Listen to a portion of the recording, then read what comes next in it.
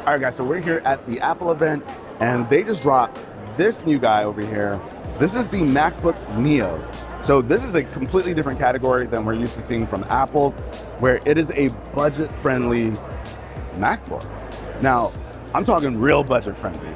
This guy is gonna start at $599, and that is actually a mind-blowing price for a laptop from Apple. And even crazier, the students are able to get this for $499. Now, with this thing starting at $599, let's talk about what you actually get. So we're looking at a 13-inch liquid retina display, and it's got 500 nits of brightness. So, I mean, for me right now in this environment, it looks like a solid screen, but of course, I'm gonna have to take it out in the real world, put it through its paces. But it's a very similar screen to what we see with the MacBook Air, but it does handle colors different. Now at $599, let's talk about what you get. Now the big thing here is that it's a 13-inch MacBook, and it comes in a bunch of different colors. So we've got citrus over here, that right there is indigo, then we've also got your typical silver, and we've got blush. So a couple of new colors. Usually on the lower end models of like the iPhone, we start to see Apple be playful with their colors. And for this line, it looks like they're taking the same approach. And the attention to detail that I like here is that the keyboard actually matches the color of the laptop. So our keys kind of match this, and you'll see it across the other ones as well. The keys are like a much lighter version of the color you've got. Down to the feet. So even the feet on the bottom of the laptop have like a special matching color as well. Now, one thing with the keys is that it does have Touch ID.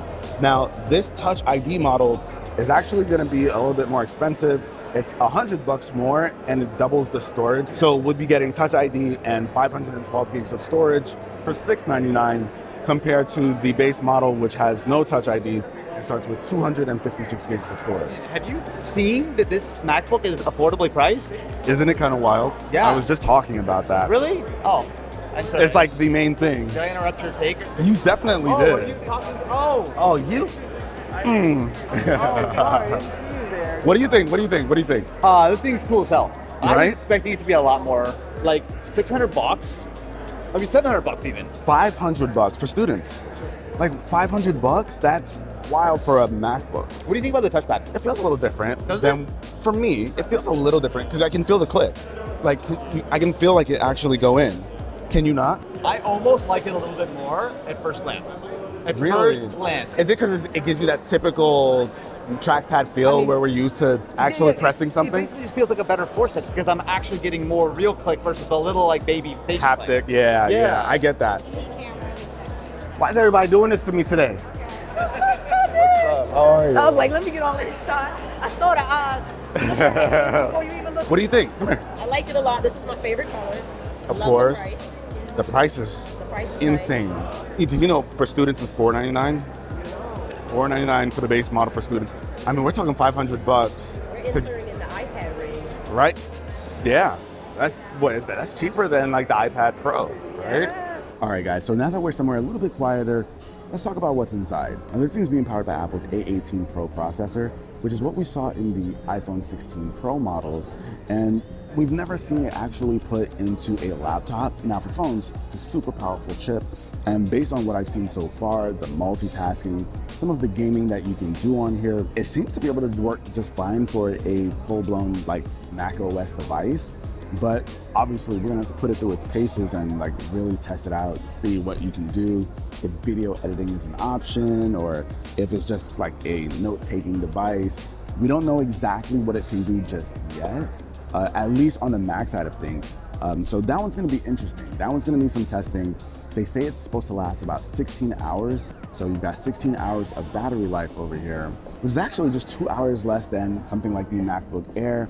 So it sounds like it's really power efficient, but I am curious to see just what we can push this to do. This chip inside of an iPhone can do video editing through iPhone software, but I'm curious to see how it can handle video editing or maybe even some STEM work on a MacBook. So that's gonna be the big thing that we look out for. So we know it has the A18 Pro, but it also has 8 gigs of RAM. And in terms of like configurations, there's only 2. So you'll have the A18 Pro, 8 gigs of RAM, and the base model will have 256 gigs of storage. And as you can see, no Touch ID over here. And there's the second configuration, which has Touch ID and 512 gigs of storage. And basically those are the two differences. Okay, so now let's actually talk about the ports. So you're not gonna find mini on here. There are just two. There's a USB-C port there's two USB-C ports. One is actually like USB 3 and one is USB 2. So you're gonna get your faster data speeds over here. So if you wanna connect an external like hard drive or something, this is where you wanna put it, but this will also work. This one's just faster. You also have your headphone jack over here and your side firing speakers. So we've got speakers over here and speakers over here. I don't even know what it sounds like. Let's actually give it a try. Actually almost a fully Corsair-based desk setup, and the real star of the show here. That's not bad to me. Now, obviously this isn't the greatest environment to like test out speakers, but it sounded like I could hear it in here, which shows that it can get pretty loud. But of course, we're gonna have to like fully test something like that out once we get back. But guys, I will say it's really interesting to see Apple enter this product category right now because of the RAM shortage and like, you know, price of a lot of tech going up right now. For them to introduce a really budget option, I'm surprised, I'm not gonna lie. But this is very much needed because laptop prices are gonna be going up. But starting at $599, I imagine these will fly off the shelves if they perform well. So we'll be testing them out. Once we get our hands on them, we'll put them through a full-blown review. I'll let you know what it can do, what it can't. So if you're not subscribed, make sure you subscribe. Look out for those videos. But I'll catch you in the next one, y'all. Peace. Favorite color, Oscar? Citrus. Mine is indigo, but blue. Looks blue.